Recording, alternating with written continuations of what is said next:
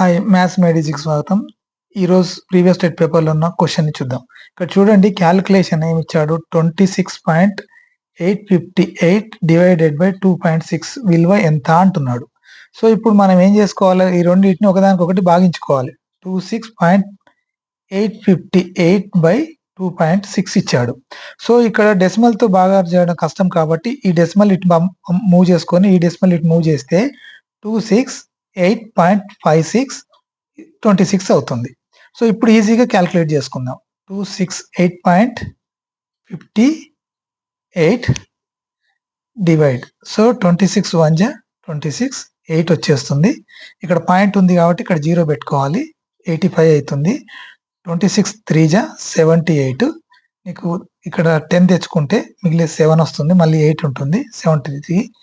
26 3 జా 78, 0 వస్తుంది. సో ఇక్కడ మనకు వచ్చింది 10.33 ఆన్సర్.